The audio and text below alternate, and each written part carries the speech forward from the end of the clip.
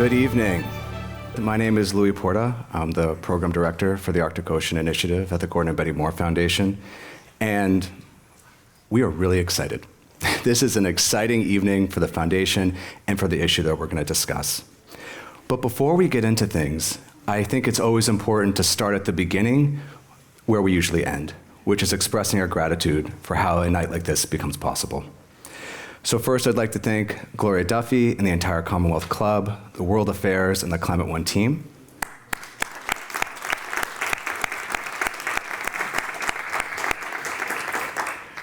I'm also grateful to Pristine Seas, our partner this evening, not only Enrique Sala, but Janelle Ellie, who could not be here with us this evening.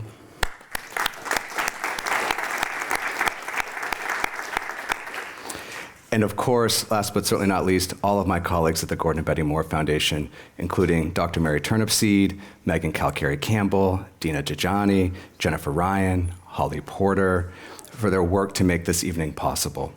And an extra special thank you to our previous president, Dr. Harvey Feinberg, whose idea was to create these types of symposia to acknowledge 25 years of excellence at the Gordon and Betty Moore Foundation.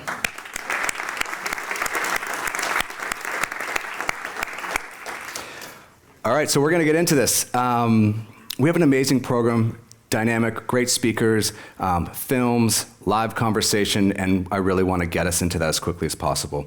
But I'll say a couple of things just to get us going. Number one, we have a critical conversation that's taking place about the Arctic, and this is a critical moment for the Arctic, and we're here today within that spirit. We can't have a healthy ocean or climate without a healthy and resilient Arctic Ocean to support us. And the opportunity here for me is both practical but also philosophical. Throughout human history, when people encounter parts of the ocean that we have not yet encountered, we have a pretty simple formula for what happens. We take until we have a hard time finding whatever we're looking for, then we study why, and then we manage what's left. And so this is an opportunity to invert that paradigm, to think about how to manage, what to study, and then what to do so we can have a region that supports ourselves, our systems, and the 5 million people that call the Arctic home. So it's certainly my pleasure to welcome Gloria Duffy, the president of the Commonwealth Club, to offer a few remarks. Thank you. Thank you all so much for joining us here this evening. Welcome to Commonwealth Club World Affairs members and guests, Gordon and Betty Moore Foundation team and guests, experts, scientists, environmentalists, concerned citizens of the Bay Area, and some students. Special welcome. There is much to celebrate with this event this evening. It's the 25th anniversary of the founding of the Gordon and Betty Moore Foundation. We remember very well here at Commonwealth Club World Affairs when the foundation was created, because we honored the Moores and the establishment of the foundation. I believe it was in 2001, right when it was being created, for creating a new dramatic funding source in the Bay Area on so many important issues, often based in science, conservation, and other similarly important issues. I don't just remember it because Gordon Moore brought his friend Harrison Ford to that gala, but I think a lot of people did remember it for that reason. His partner in conservation through Conservation International. Congratulations is in order to Aileen Lee, the new president of the Gordon and Betty Moore Foundation. Recruited from within, giving testament to the fine staff that's been created. And Harvey, it's been such a pleasure to work with you during your tenure as president. We especially depended on your expertise to help educate the public during the pandemic. So thank you for your service. We will miss you. The Moore Foundation has lived up to its 4 guiding principles: impact, integrity, a disciplined approach, and collaboration. We're so honored to share this occasion commemorating your great impact and your impact to be. Especially, we mark your new commitment to a program on funding Central Arctic conservation. Very, very dramatic contribution to the field. In addition to there being much to celebrate this evening, there is much to be concerned about. Tonight's topic of the emergence of the Arctic Ocean. There are red flags, tipping points for climate change, and surely the emergence of the Arctic Ocean is one of those. What is happening there affects so many aspects of global life. Sea life, the ice cover, climate change, navigation, fisheries, security. With a great panel such as we have this evening, and all of you, who include scientists and experts on the Arctic Ocean, I won't presume to discuss the topic that you will address with expertise and passion. We do need to know much more about this region. It's our mission at Commonwealth Club World Affairs to bring important issues to light. And in addition to the dialogue we're helping to create tonight, we are going to be sharing the product of this evening widely through radio, podcasts, YouTube video, and other outreach that will reach a broad audience of millions of people. We have been focused here at Commonwealth Club on climate change for 2 decades, and we're happy to have our Climate One team with us tonight, Greg Dalton and Jenny Park. Thanks to our colleagues at the Moore Foundation, Louis, Jennifer, Holly, and all for this partnership, and to all the team members at the club who did so much to support tonight's event and the later outreach that will happen with such heart and skill. Thank you. It's my real honor, as we just heard, we have a new president at the Gordon and Betty Moore Foundation, Eileen Lee, who's going to offer some remarks and get us going. Good evening, everyone. Thank you for joining us here at the Commonwealth Club World Affairs. The Moore Foundation was established 25 years ago by Intel co-founder Gordon Moore and his wife Betty, and our grant making reflects their twin passions for scientific discovery and innovation and for preserving the diversity, abundance, and critical life support systems of the natural world. Their generosity reflected their belief that philanthropy can contribute to tackling the world's most important challenges by investing where resources can make a real difference and by taking a long-term perspective on seeking durable change. Gordon and Betty were passionate about the natural world, and they were acutely aware of the changes they witnessed during their lifetimes. The Foundation's conservation work springs from that passion. But here in the Bay Area, a vibrant hub of technology and innovation, my guess is most of you likely recognize Gordon Moore as the author of the prediction that became known as Moore's Law. And as such, it probably won't surprise you to learn that Gordon brought that same keen ability to observe the larger forces at work and discern their future implications to guiding our thinking about how to make a difference in conservation, urging us to work in a way that would allow us to win in the environment instead of just losing slowly. With Gordon's wisdom in mind, we've focused our conservation efforts on globally important ecosystems that are large and intact enough to envision pathways where we can preserve their essential functions in ways that enhance prosperity for people and planet. Since the beginning of the foundation, we've worked in the Amazon basin with that vision, knowing that it's an ecosystem that's not only invaluable in its own right, but also one whose fate is bound up with our prospects at a global scale. For these same reasons, last year, following more than 2 decades of grant making in marine conservation, we launched a new initiative focused on the Arctic Ocean. Over 5 million people call the Arctic home and rely on its abundant waters for food, culture, and livelihoods. The world also relies on a healthy Arctic Ocean to keep our climate stable, to advance commerce and trade, and to nurture habitats for iconic species like polar bears and narwhal. The Arctic connects us all. It connects the Atlantic to the Pacific. It connects the South Pole to the North Pole. And maybe most importantly, it connects us its people connect us to a timeless ethic, which reminds us that we have an obligation to take care of the places that take care of us.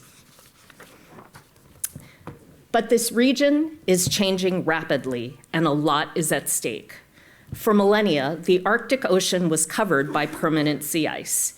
Due to melting ice, each year more of the area is becoming accessible to many of the industrial pressures that are well established in the rest of the world's oceans.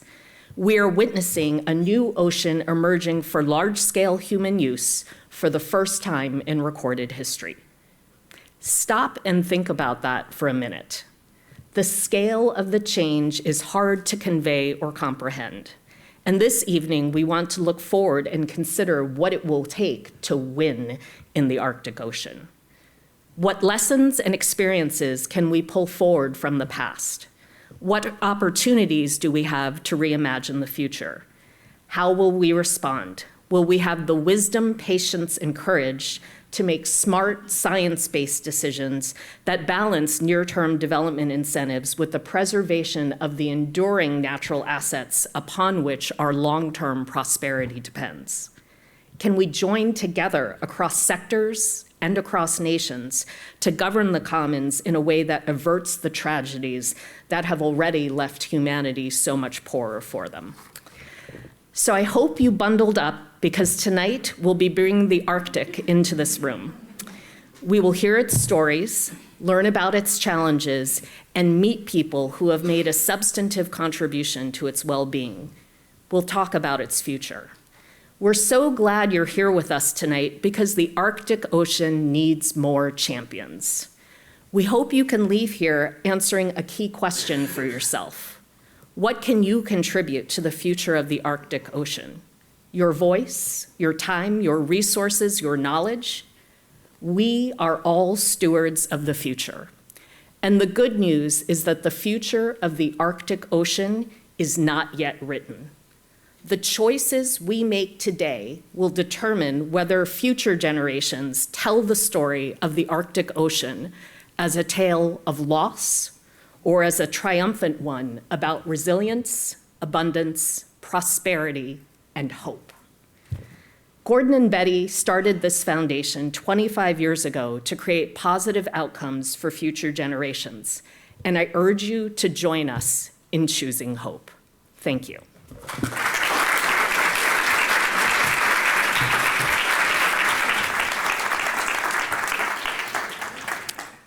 Thank you so much, Eileen, for bringing the Arctic here and putting into focus the key questions that we need to grapple with today and going into the future.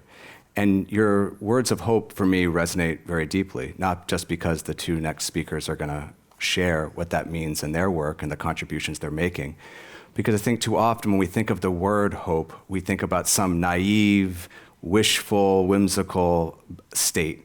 But it's a courageous stance because we know what's at stake and we are choosing that.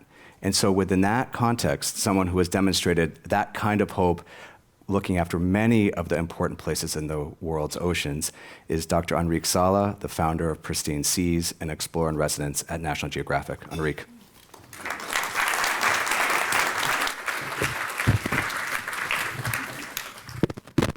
Thank you, Louis. Thank you, Eileen, and the Moore Foundation for inviting me to join you tonight on this wonderful celebration. Pristine Seas. I used to be a professor at University of California in San Diego at the Scripps Institution of Oceanography. And after 10 years doing research on the impacts of humans in the ocean and publishing scientific papers, I realized that myself and my colleagues, all we were doing was to write the obituary of the ocean. Over and over, more data, more precision. And that day I decided to quit academia, and I knocked at the door of the National Geographic Society, offering an idea. Let's go to the wildest places in the ocean. Let's conduct scientific research to show how healthy they are or not, produce compelling media to inspire those countries to protect these places. And they liked the idea. I moved to Washington, D.C. in 2008, and since then, we have been partnering with communities, indigenous peoples, governments, and partners and funders like some of you here in the room, Oceans North, Oceans 5, Oracle, Bloomberg Foundation, Bloomberg Philanthropies, Bezos Earth Fund, and many others, to help protect vital places in the ocean. We have worked to create marine protected areas, especially what we call highly or fully protected areas, no-take zones, where extractive activities are banned. And many people think that protected areas want to exclude people from the ocean, but actually what protected areas do is allow the ocean to restore itself and give us more. Because for too long, our industrial extractive activities have taken life out of the ocean faster than it can reproduce. And we have polluted the ocean with things we can see like plastic and things we don't see like chemical pollutants. And of course, ocean warming and acidification is wreaking havoc everywhere, from the Arctic to the tropics. So for the last 17 years, we have helped to protect 31 of these wonderful places, including some of the Arctic. We already were seeing that there was an opportunity, like Louis and Eileen have said. Imagine that never in human history, since the end of the last ice age, a large ecosystem of epic proportions has arisen. There is no chance that a new tropical forest the size of the Congo Basin or the Amazon is going to spontaneously show up in the next 20, 30 years anywhere else in the world. But in the Arctic Ocean, we are seeing the emergence of this new major ecosystem. We're talking about several million square kilometers where there used to be permanent ice. And this ice is going to disappear.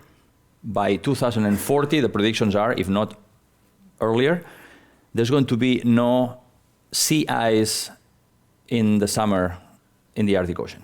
Meaning that what was before an ecosystem that had evolved for millions of years in silence, isolated from the rest of the world, now it's open for the new gold rush.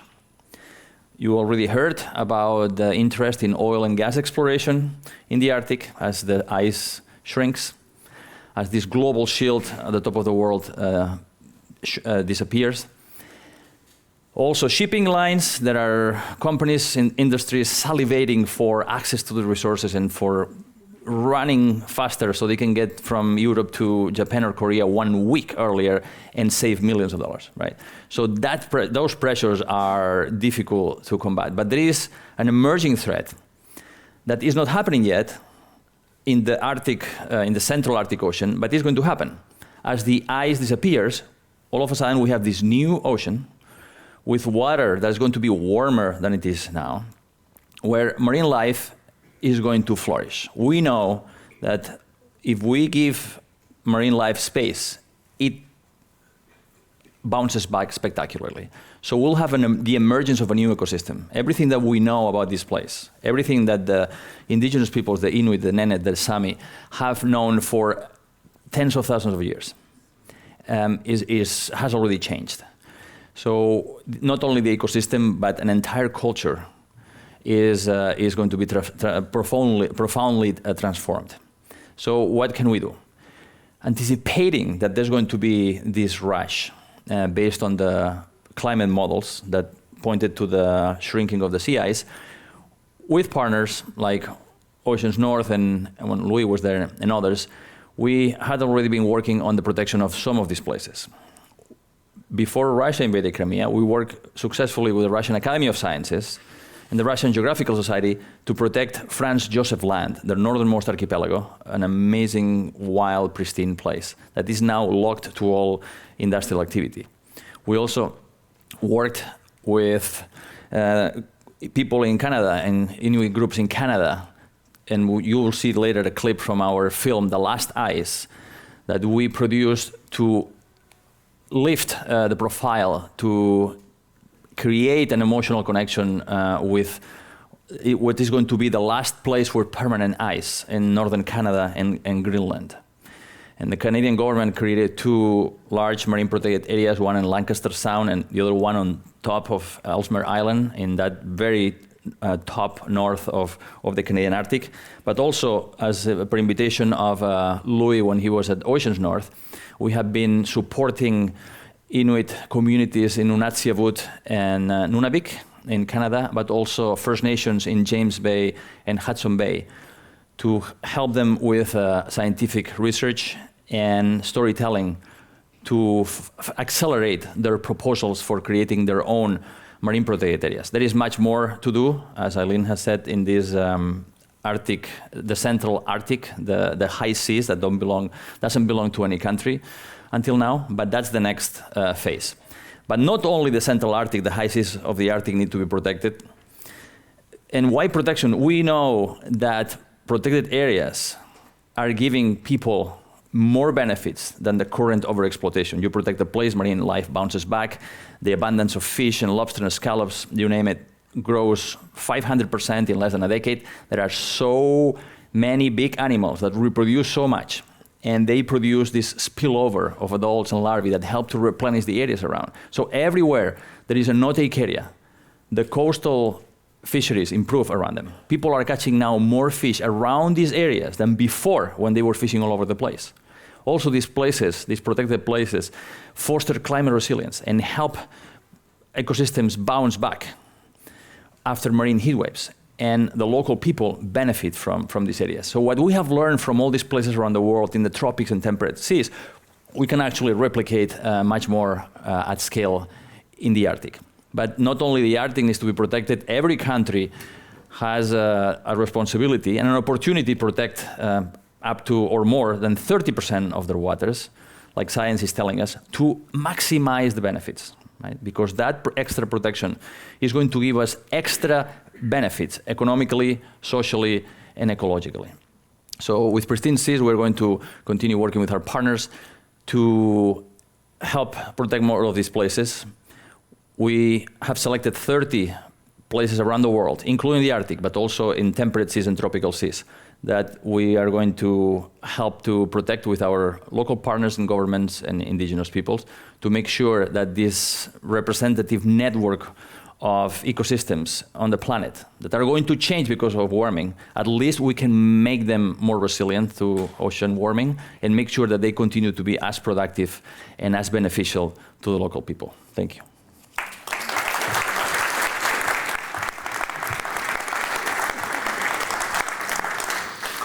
Thank you so much, Enrique. And listening to Enrique, I think there's a really important message there, which is that we are protecting nature for humans to be able to continue to have a responsible and an important relationship with, not from us. And that brings an important opportunity to introduce our next speaker, Walagidak, who is the Vice President of Arctic and Coastal Seas for the Ocean Conservancy, who's going to speak to us about this issue. Thank you.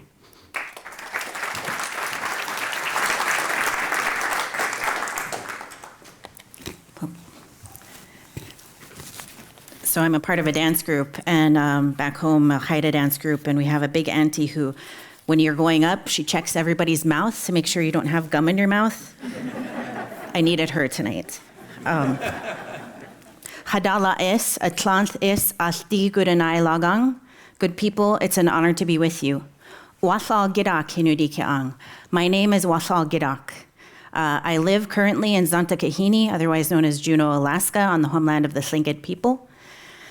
I wanted to start by acknowledging that where we're standing today, where we're located, is the unceded ancestral homeland of the Ramaytush Othlone peoples. And I just want to thank them for the ability to come onto their land. As Indigenous people, it's really important that we ask permission before we enter somebody else's land. And I just want to acknowledge them, thank them for the ability to be on their land right now and for the care that they took in this place to know the tradition and know the stories of these lands and of these waters. And I want to begin with a little bit more of a truth about Indigenous peoples that you've heard a little bit woven into some of the speakers before me. But the people of the Arctic and the Pacific and my people, we carry a connection that dates back thousands of years. For social scientists in the room, 15,000 years is carbon dated proof for my people, the Haida people. And what that means is that connection, that ancestral imperative, dates back 15,000 years. Connection to one place, connection to the ocean in that place. And the connection to that ocean has gone uninterrupted for the last 15,000 years for my people. And it's the last connection we have to our ancestors, the uninterrupted connection. Everything else has been severed. Our language, our song, our dance, our spirituality, everything else has felt a severing except for our connection to place. And so that's why you'll see Indigenous people standing in these places time and again with $0 in their pocket in order to fight this fight, to say that this is our ancestral imperative. I have 15,000 years or 750 generations standing behind me, expecting me to stand in these places and let their voice be heard in every space that we enter. But then there's the future that we're considering. There's the 15,000 years that go on after me that I'm also obligated to ensure that they have that connection to the ocean the way that our ancestors always have. And so those are the two combining factors, what's behind me and what's before me, that allow me to center myself and be strong in these spaces today. And you'll hear that from Indigenous people throughout the Arctic and throughout the world. And I also want to point to the fact that was already stated that by Eileen, that our worldview and the way that we see these waters connecting, we don't see the borders that have been arbitrarily drawn on top of an ocean that makes it distinct from the next ocean. The salmon don't stop at the border and say, I can't go over there because I'm an Arctic fish. So we know that. And as Indigenous people, that also builds into our understanding and the respect that we have and the relationship we have, not only with our direct ocean, but understanding that if I impact my ocean, I'm impacting the ocean of the people of the Atlantic. If I impact my ocean, it's impacting people who live in Aotearoa, New Zealand. And so there's an understanding and an expectation that where we come to in our waters and in our respect for those waters is felt beyond just our immediate space. The Central Arctic Ocean is really important in all of this. And that change that was described already is being felt, and the pressure is being felt across the Arctic and across the spaces that are associated with the Arctic. We're seeing the impacts of a warming ocean. We're seeing the impacts to community and to place. And those people who live there, who have lived there for 15,000 years, aren't going away tomorrow just because the ice goes away. But now they have a new reality that they have to adapt to. Now it's a new reality that they have to call home, and a new impact on not only themselves, but future generations and the connections that they carry. So when we're talking about this, we're talking about the impact of food systems, yes, but the currents and the ecosystems and the communities across the Arctic, but across all of your worlds. We know this to be true. We know that what's happening in the Arctic is going to impact every single one of us, even if we don't live in the Arctic. Those threads of the water is going to stop at the Arctic Ocean as it melts because the border says that this is where the Arctic Ocean stops. So how can the water go anywhere else, right? We understand that impact goes beyond just the immediacy of the Arctic. And our work in the Central Arctic Ocean began with the relationship with Moore at Ocean Conservancy and Oceans 5 to figure out what that immediate path is to protect the waters that we call home. But the impacts that we felt that reverberated beyond those spaces was something that is important to every single person here. And the beauty of working close to home and then realizing that we needed to go bigger, that we had to have a conversation at the Central Arctic Ocean space in order to ensure that what we're witnessing in the melting of the Central Arctic Ocean, that as it's opening up as the new frontier, that we recognize that we have an opportunity to weigh in before extraction takes place, before those folks decide to root some kind of extractive industry in those places. We have an opportunity to have a conversation across these international borders or across all of Inuit communities to say, no, we're going to pause, we're going to have a conversation, we're going to allow real science to be at the table. We're going to allow Indigenous science to be at the table, and we're going to ensure that these things coming together are going to have a bigger impact on what the future holds for this place. And thinking about those ancestors that stand behind us and the ancestors that are yet to come, that our experience and what we're doing right now is going to impact what happens in the future. So we said, no, we're going to pause. And lo and behold, through actually when Louis was at Oceans 5, the Central Arctic Ocean Fisheries Agreement came into play. And that was a huge undertaking and a big movement for the world to see that, yes, this can be done. We can have these conversations before extractive industries decide to come into the fold. And so now we're at a place where we have to move beyond just fisheries. We have to talk about deep sea mining. We have to talk about shipping. We have to talk about oil and gas development in the Central Arctic Ocean. Because as it sits there as this place to be tapped into, as the water is melting, and as Indigenous people are seeing a new reality for what they've known and what has existed for 15,000 years, we have an obligation to ensure that what happens moving forward is taking place in a way that everybody feels like they're integrated into the process. So we're building, yes, the Central Arctic Ocean and the work there. And we're also building this alongside so many Indigenous people beyond just the Arctic. And as I said before, we don't see these arbitrary boundaries between our oceans. One of the foundational truths that we came to realize was that Indigenous knowledge or science or laws or protocols was so important to how the world was seeing this place. And we said, well, what if we took that a step further? What if we brought Indigenous people throughout the world together and we said, well, what are your laws for the Pacific Ocean? What are your laws for the Atlantic Ocean? What are your laws for the Arctic Ocean? And we found those commonalities and we expressed to the world how we caretake for our lands and our waters. What does it look like for 15,000 years of knowledge to guide how those oceans are cared for? What would that look like for the world to recognize and the world to wake up to? And so in building off of the work that has previously been done, moving towards a space of building our own Indigenous law of the sea, where we get to flex our sovereignty muscle and say, these are our laws. Whether or not you're going to respect them, that's up to you. But now you cannot not know.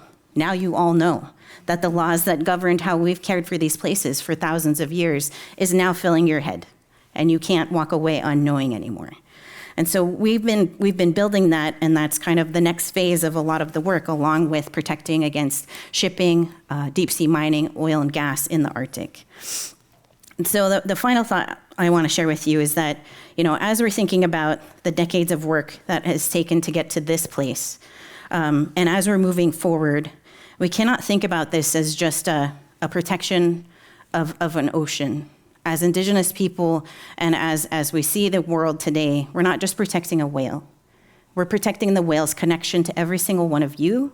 We're protecting the whale's connection to 15,000 years of existence. We are protecting these species and these beyond human beings in a way that cares for future generations. And so as we're thinking about the future, and as you're thinking about the Central Arctic Ocean, I implore you to think about this in a way that doesn't just span in your immediacy. To think about what that investment can look like over countless generations. 750 if we're counting by social scientists' measures. What if 750 generations from this point decided they were going to protect and invest in the Arctic in a way that ensured all of our descendants had that place to celebrate and be a part of? Hawa.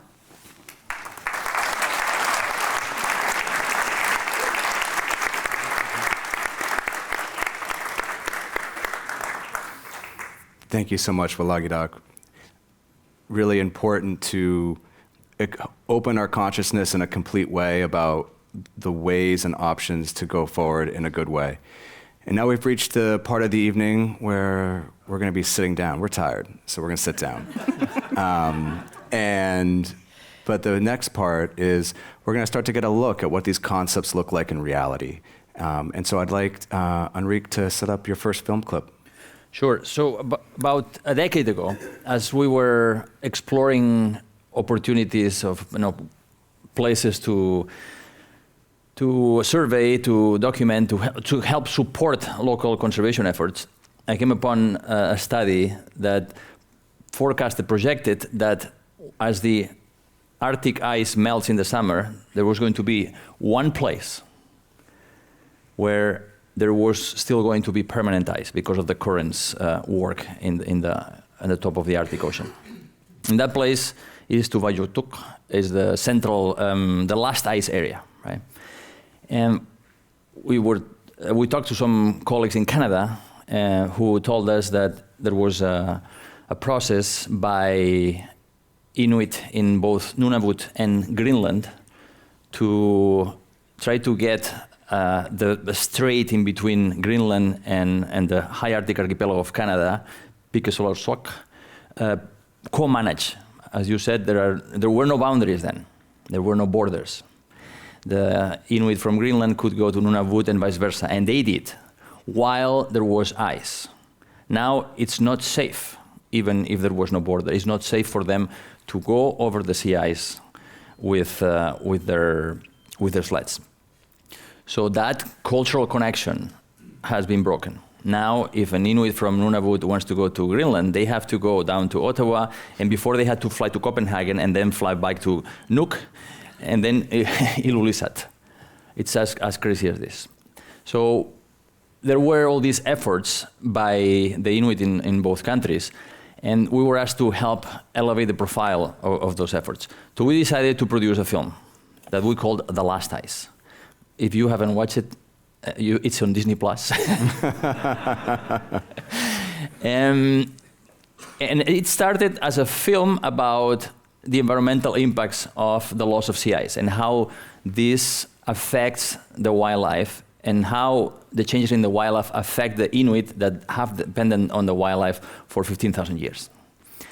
But after 2 years of filming, we realized that it had to be a film about indigenous rights.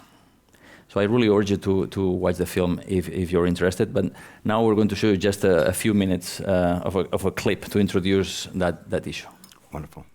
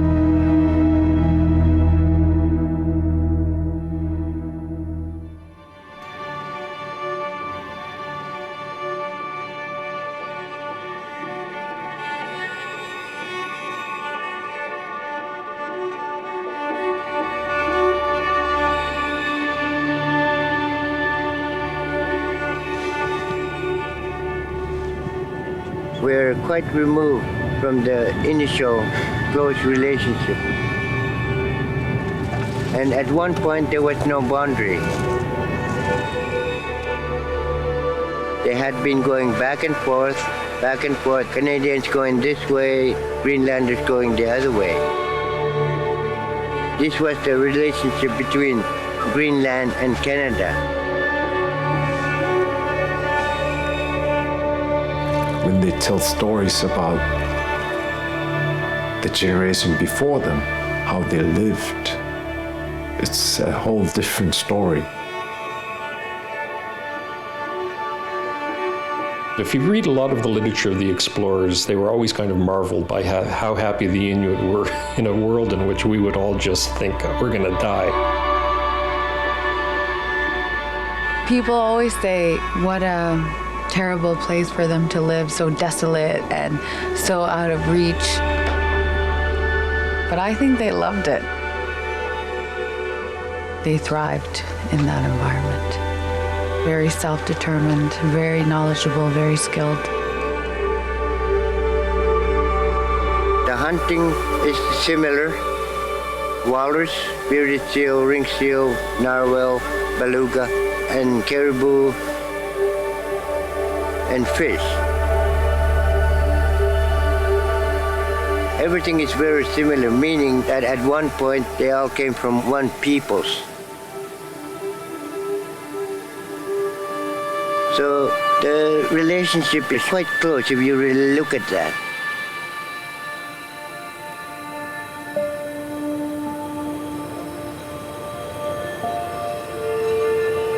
Today the ice is not forming anymore,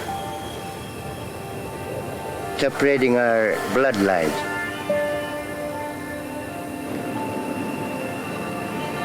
Separating the rich culture that we might be sharing.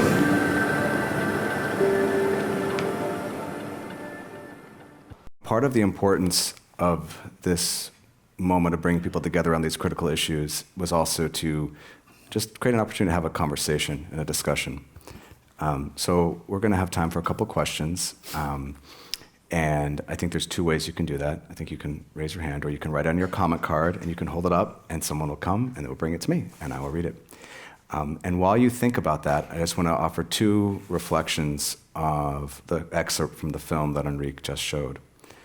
First, the area he's talking about, the Pikulasosawak in Greenlandic, or the Safarjwak in the Canadian Inuit language, on top of it is an ice bridge.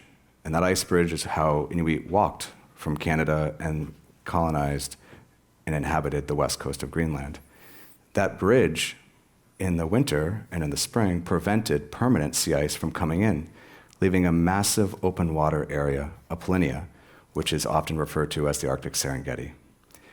Since Enrique's film, combined with many other efforts, the Canadian side of this area has been put into protection. On Greenland, the work continues, but we get closer. So I wanted to offer those two reflections. And now, for any of you who would like to share or to express a question, I'd be happy to take it and direct it to our panel. Thank you. With respect to the Indigenous Law of the Sea, has your organization or other organizations made efforts, and are there provisions under the United Nations Convention on the Law of the Sea of 1982, are there provisions or mechanisms for recognition of Indigenous rights and participation in as parts of delegations with state parties to like the UN General Assembly, or what mechanisms have traditionally been used in that regard? Well, this will be the first attempt at writing a global Indigenous Law of the Sea. We know that other countries like Aotearoa or New Zealand have their own Indigenous Law of the Sea that they've already written. We as Indigenous people like to say they're always 10 steps ahead of us. And they're integrating it into their federal law now. Their tikanga, or their traditional laws, are now being integrated into their federal law. We do know that UN spaces will, it depends on the country, try and make room for Indigenous people, usually not in the way of decision-making by any means, but just as we consulted with Indigenous people and they got an opportunity to let us hear from them on what they think about this, or that. What we're talking about for an Indigenous Law of the Sea is its own table. Separate from UN, separate from BBNJ, separate from these things. While mind you, a lot of the laws that will result in this space will eventually make their way over here into the UN and into the BBNJ and other places for consideration. But right now, it is to express to the world that these are our laws as Indigenous people globally. Thank you. Well, maybe I can just build on that and use my moderator prerogative to ask you, we just saw a film that depicted a lot of time. How do you think the Arctic's being affected by the kind of changes that we just saw? That's a big one. So when we're talking about a lot of the communities in Alaska, we have about 10 communities that are now having to relocate as a result of their communities literally falling into the ocean. What we're used to in Alaska and in the Arctic is sea ice being so built up that the sea ice that is in front of the community will take the brunt of a storm, the winter storms that are coming in. And because there's no sea ice anymore, those winter storms that are pretty significant and pretty severe now are just hitting the communities directly. And so we're seeing that as a big impact to so many communities. And as was shared in the film, when we're thinking about hunting and fishing, which is that connection to our ancestors that has gone uninterrupted, what we're realizing is as Indigenous people, we're having to go further and further away from our homelands in order to hunt and fish the same way that our ancestors always have. And mind you, and I'll just, for context, Indigenous people in Alaska, 90% of our protein still comes from our traditional hunting and fishing practices. So the food we are consuming is still the same food that our ancestors have always eaten. And so when we're considering that breakage, it's not like I can go to Walmart and just pick up what I need from Walmart. It's because the cost of one loaf of bread is like $15 in one of our stores. And during the pandemic, we saw many communities with no meat on their shelves, 0 hamburgers, 0 chicken, 0 pork. And the healthiest, most nutritious food we can put in our bodies are the food that we're consuming from the lands. And so it's really important when I talk about that these hunters are having to go further out. It's not that they're just having to go further out. Well, go buy a hamburger. Like, how come you can't just go buy some beef? It's because those things don't exist in many of our communities. This is the only source of protein for many of our people. Thank you so much. Yes, please. I can't quite see through these bright lights, but I believe your new president spoke about winning, and that the word struck me. I don't know where winning means much of anything in this situation, and I wonder what each of you, how would you term winning in the path that you're taking, and what does it mean, and how long will it take? yeah, great question. Maybe I'll give my esteemed colleagues a moment to reflect, and I'll go first. I think it means two things. One, being laser focused on the present with the long term firmly in mind. And what I mean by that is we can often react to the moment and forget something that's important, which is a lot of the issues we're talking about are like an iceberg. The part that you see above the water is the part that gets attention and energy and reactions. But below the water is a much larger, more stable body of cooperation, of positive outcomes that has a longer history. So for me, winning is that history remains stable, and that we take that time to learn about it. You know, for example, in the heart of the Cold War, you know, the countries that were involved in that closed pollock fishing in a part of the Bering Sea and used their navies to jointly enforce it. In 2019, a number of the circumpolar Arctic countries signed a Central Arctic Ocean fishing agreement. And even in spite of all the challenges that we read about today, just celebrated the 5th meeting of the parties where they're showing up in person and working in good faith together. So, and there are many more examples. So I think winning means understanding that past and nourishing it so that it can continue. Enrique? A different dimension of winning, which is orthogonal to what Louis just mentioned, is, in my opinion, to see at least 30% of the ocean protected by 2030, right? That's the science and the economics. 196 countries agreed to that, protecting 30% of the land and the sea by 2030, because that's not excluding people. That's the only way we have, and again, this is not the ultimate goal. This is the floor, not the ceiling, because that's the only way that the ocean will be able to continue providing for us. Because the ocean as it is now is like a checking account where everybody withdraws and nobody makes a deposit. And you don't need to be a banker to know what's going to happen to that account. These protected areas, these fully protected areas are like investment accounts with a principal set aside that we know grows with compound interest and produces these returns that we can enjoy now. So that's winning, moving from this law of diminishing returns, this dystopian future, into a future where key vital parts of the ocean are really protected from us, so marine life can do their work for life, not only for the humans and our economy, but also for the rest of life on the planet. Thank you, Enrique. And Walagidak, please. Yes, so ditto to what these gentlemen have said. But winning for me would also be that when my future grandchildren present themselves to the world, and hopefully it's not anytime soon because my son's only 19, that I'm able to teach them what my grandmother taught me, that I'm able to hang fish in our smokehouse in the same exact way that my grandmother and my grandmother's grandmother and my lineage before me have cared for and had a relationship with salmon. That would be winning for me. Amazing. We are going to have to move to our next video clip. It makes me happy to know that there's more questions than we have time to answer right now. So on the heels of Enrique's work in the sort of the North Water Polynya, he came back to Canada and did another film. Enrique, tell us about that.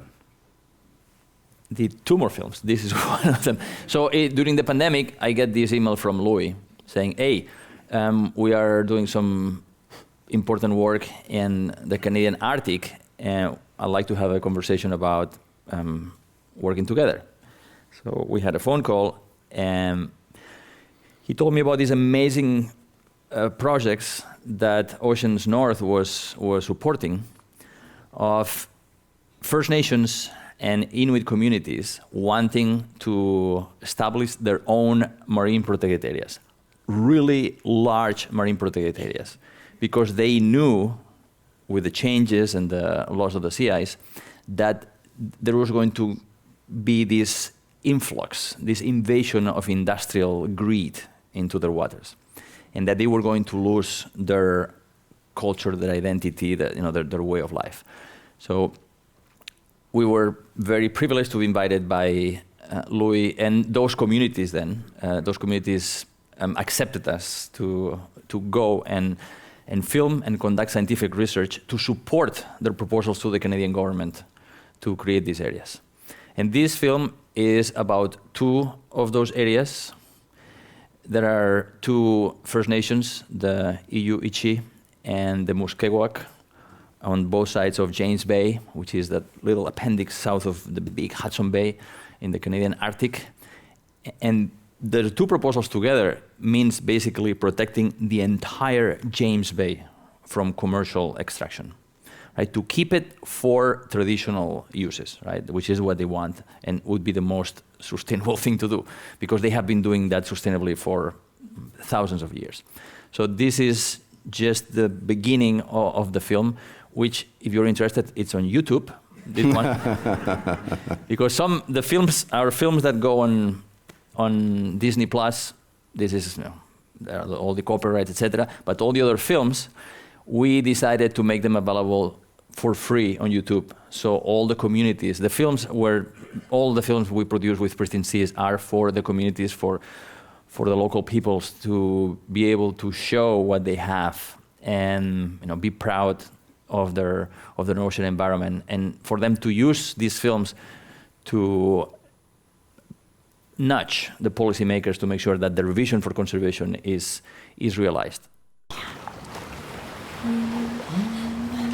They used to tell us, our parents used to tell us, the sea is alive.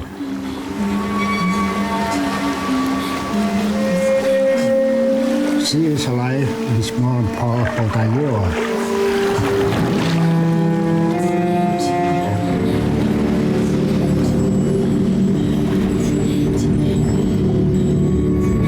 This water was known as a very clear water. Even 6 feet under, you were still able to see the bottom,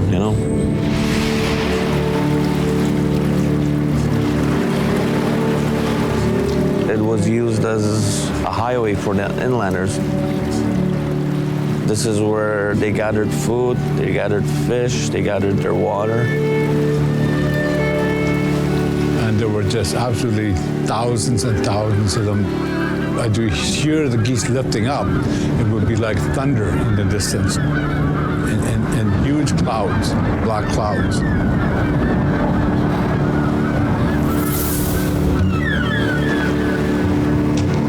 Polar bears are respected by Inuit. They're dangerous, they're majestic, and a fellow hunter. The polar bear is just our indicator, our top indicator for the need to protect an area.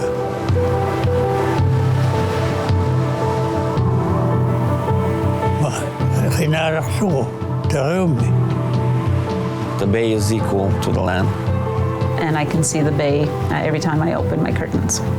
My dad taking me out to the bay. Going back and forth to the bay. There's a lot of respect for the bay. Taking care of our waters in the bay. And that terrestrial protection out into the bay. Further out in the bay. The bay. Out on the bay. The bay. The bay, the shores of the bay. Out into the bay, from the bay. The bay. The bay. The bay.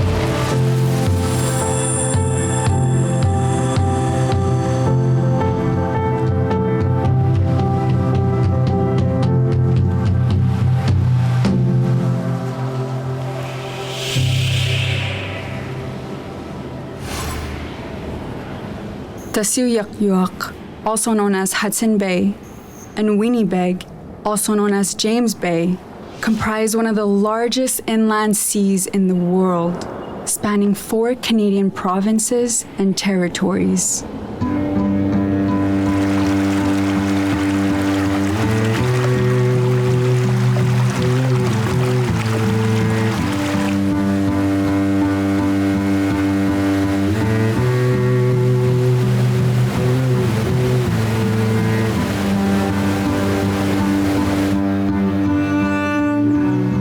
Half of Canada's rivers drain into the bays.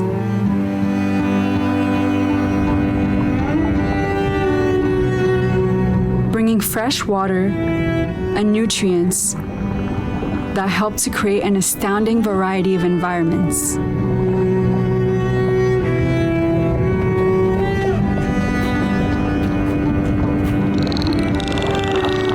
With everything from beluga whales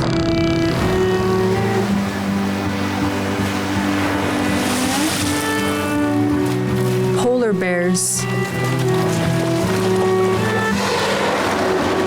bowhead whales, all kinds of bird and fish species, and countless other plants and animals that thrive in the waters,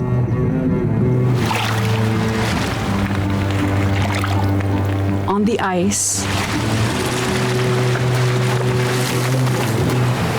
and in the pristine forests, peatlands, taiga, and tundra that surround the bays.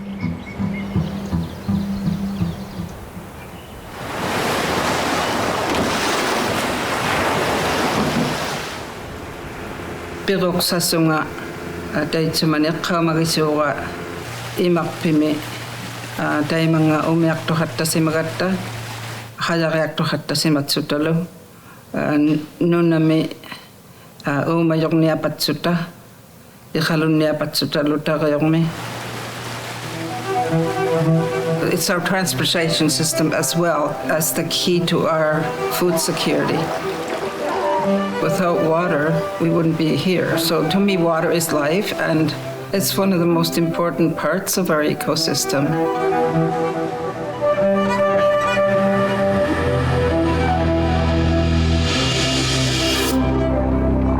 The bays freeze over between mid-December and mid-June, providing critical access to hunting grounds for the indigenous people who have been utilizing these waters for thousands of years. But the period of time that the bays remain frozen has been shrinking as the planet warms, threatening the lifestyles of the people who have thrived here for generations.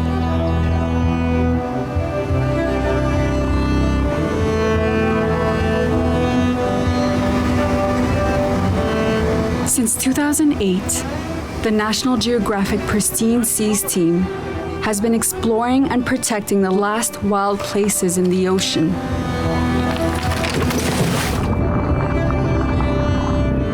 Working with communities to help create 28 marine reserves across over 6.6 million square kilometers of ocean. In the summer of 2022, they launched an expedition across the bays to gather scientific data and images above and below the water in these unique and culturally important marine ecosystems.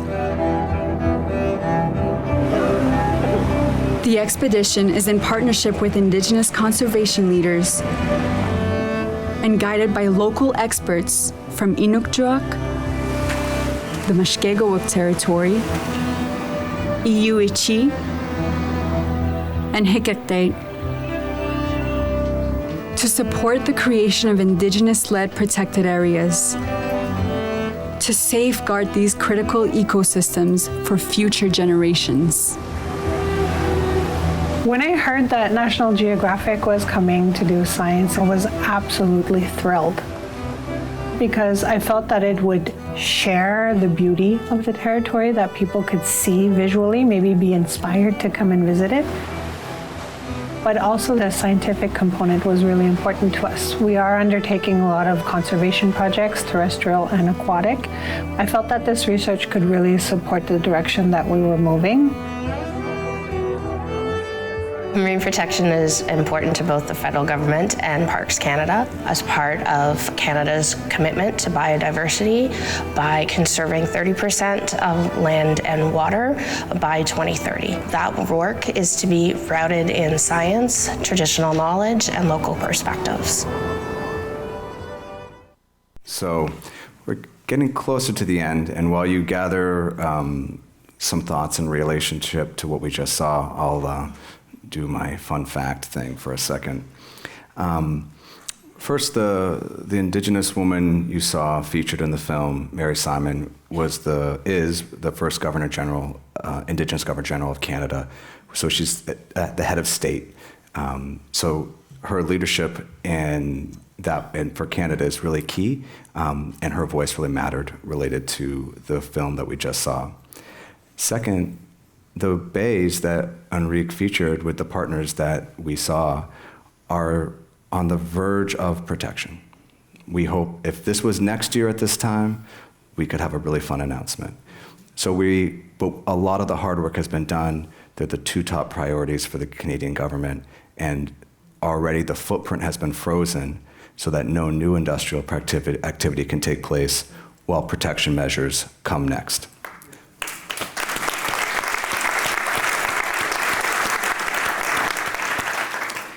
And the peatlands that surround this area hold 9 times the carbon per square meter of soil than the Amazon. Think about that.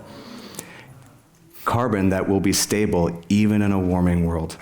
So when you think about new sources of carbon, this is one that if we take care of, will actually not be released. So first, let me now turn to the audience and ask if there are questions that we'd like to direct towards the panel. Please. Thanks, yeah. So we live in a capitalist world. In Northern California and all of California purchases land because that seems to be what it takes. Are there plans in all these Arctic lands for actually purchasing land and turning that into nature preserve beyond what's already been done? I might speak to the Canadian context and ask Walagidak to speak to her home region. 100% of the Canadian North is referred to as a place called Inuit Nunangat, and 100% of that territory are contained in what's called modern land claims, treaties. So that entire area is a unique constitutionally backed system where there's a co-management regime in place to guide decision between federal governments and Indigenous governments. So the premise of like land acquisition is in fact just like it's a different paradigm there. Your kind of derivative question around the land conservation movement, we all, there is a huge movement to put a lot of these terrestrial places into protection, provided they can do so and create the kinds of partnerships that we saw in the film. Walagidak, you want to add in? Yeah, well, for Alaska, it's a little different. With the Alaska National Interest Lands Conservation Act, a lot of our lands was already put into reserve, like Alaska National Wildlife Reserve, which is the far north. And so a lot of our lands in Alaska are either locked up either through, wildlife management protections through the federal government, which is always constantly under threat, and we always constantly have to be there at the table. But then also Indigenous people were able to retain about 1/5 the land that was Alaska. And so Indigenous communities also hold a large portion of that. And what you'll see in today's context is a lot of Indigenous entities that are working towards, I'm sure you've seen the land back hashtag for Indigenous communities to buy back land that was taken. And so that's a common occurrence, and you'll see that more and more taking place among Indigenous peoples of Alaska. But yeah, in terms of conservation orgs buying up land, it doesn't happen as often in Alaska, and I haven't heard of anything that it is on the horizon. Thank you, and maybe I'll just build on that before we go to the next question and ask Enrique a question. A lot of the work that we saw in the film was Indigenous-led. Why do you think that matters? Well, it makes all the difference.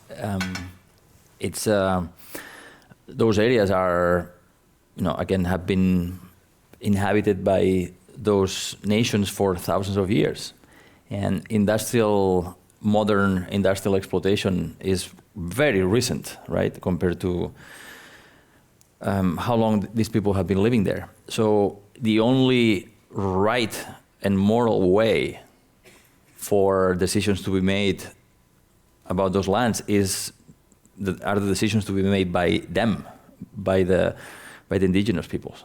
I think they are the traditional inhabitants, and they are the ones who have to decide the future of those lands, right? And we can only support them, and we were very happy to support them and do some scientific research that they didn't have access to, because the water is very cold. And dry suits are a modern thing, so their culture hasn't involved diving like you would do in Polynesia. But yeah, it makes all the difference, and it's the right thing. They have to lead, and it's incredible, as you mentioned, how powerful they have become. Their vision and their leadership is extraordinary, and they have the federal government of Canada funding these projects, not enough, but hundreds of millions of dollars. So what's happening in the Canadian Arctic is really extraordinary. Thank you so much. And I know there was questions over here. Yes, please. Sure. I hope it's not the last question, because it's kind of a buzzkill, but it seems like the elephant in the room is our president wants to assert sovereignty over both of the countries we've been talking to. And if you can address anything specifically about that, other than horror and embarrassment, that the challenges it presents and what we could do to prevent that catastrophe. I mean, I'll take this one, and I would certainly say that the answer to that is probably above my pay grade, just to be blunt. But again, I think that's why I answered the question earlier about what does winning look like, and I think it means about getting very serious about what is said and what is actually possible, and focusing our energy on the possibility. And so, what have we seen recently? We've seen, in reaction to difficult moments, we've seen, not in Canada and Greenland and other places, we've seen an unprecedented show of unity. That's what we've seen. We've seen, just last week, the Canadian government opened up a new consulate in Nuuk. The French government opened up a new consulate in Nuuk. 100 leaders flew on their own money to go there and to support that. And so when you put that reality in context, within the long arc of what's going on, you come back to something that is very clear, that no Arctic country has what it takes to do anything alone, no matter what they actually say at the moment. And you don't have to believe me. You can look at the charts of ice-breaking capacity, infrastructure, and the history that has sort of stands there. And so I feel like we're right to inhale and hold it, but I think when we exhale, I think we can turn our attention to the things that are really productively going on in the Arctic and put our effort there. Thank you for the question. I'm going to add a really recent example from last week in Canada. So, my feeling is that it's not a question of yes or no, it's just a question of what's the right trade-offs and associations so that you have a good deal. So you're not maximizing risk and minimizing benefit from the people who are the closest to the thing that people are after.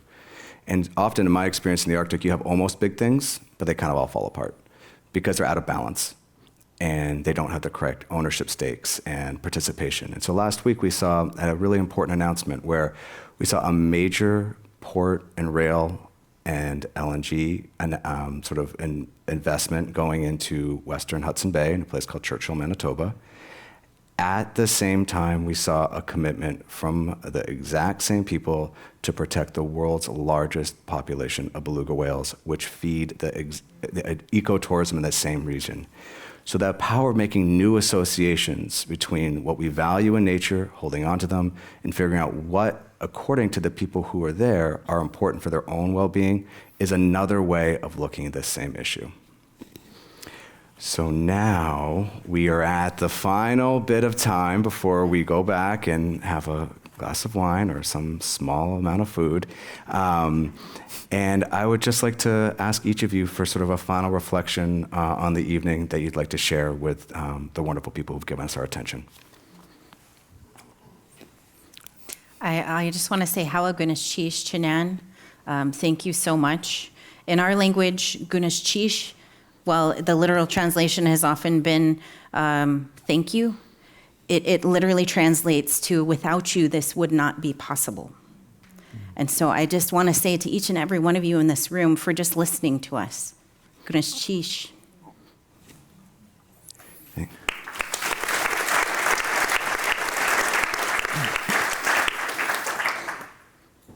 Just like to re-emphasize how an extraordinary opportunity humanity has here, because we can avoid the mistakes of the past, the serial depletion of species in the ocean, right? The collapse of coastal economy and livelihoods, because it hasn't happened yet. We have now bluefin tuna showing up in Greenland. Atlantic cod becoming more abundant as you go north, now being caught in industrial quantities in the Barents Sea by Russia and Norway.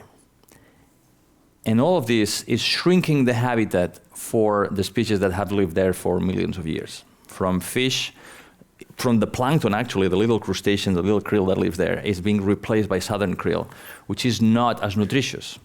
So that starts at the base of the food web and goes all the way to people. So we have the opportunity to do the right thing for once in our history. But there's been a lot of research. We have 15,000 years of accumulated traditional knowledge. But there has not been enough investment in the protection side. There is a lot of interest in all these corporations and governments salivating about the new resources and making billions of dollars at the expense of the indigenous peoples and the nature. So I would urge all of you who are in a position to help to join the Moore Foundation in this effort, in Ocean Conservancy, in these efforts to make sure that we preemptively do the right thing to protect that global shield for the planet. Thank you.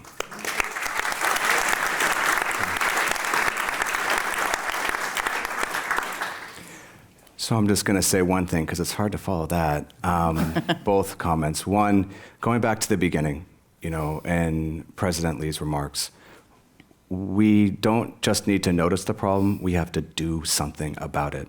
So I'm asking you to go and do something and take that personal imperative, big or small, because as the ice melts, and we've talked about its implication, what will take the place of the ice? People like us.